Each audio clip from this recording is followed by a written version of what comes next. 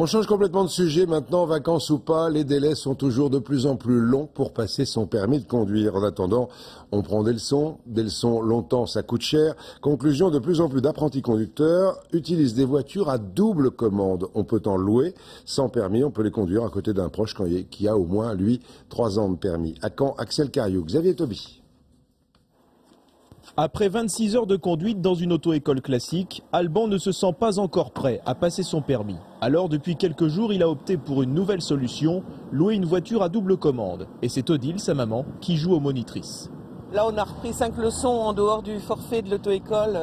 On en a eu pour 175 €, ça fait 35 € la leçon. L'autre jour, on a conduit 2 heures et j'en ai eu pour 15 €. Ah, là, tu aurais dû rétrograder, cher ami. Ça me permet d'avoir plus confiance en moi.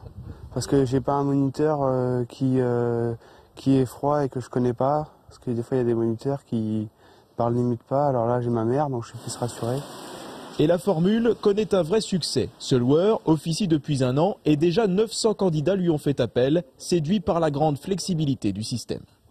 Quand j'étais en auto-école, j'ai dû attendre 1 mois pour avoir mon premier rendez-vous. Et en plus, c'était 1 par semaine.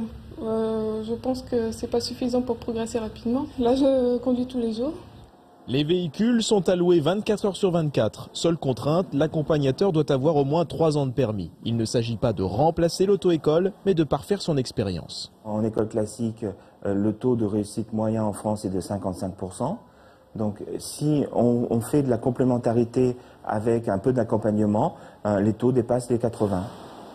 D'abord méfiante face à cette nouvelle concurrence, certaines auto-écoles y dirigent désormais des élèves pour se délester. Rappelons que dans plusieurs régions, passer le permis peut prendre plus de 10 mois.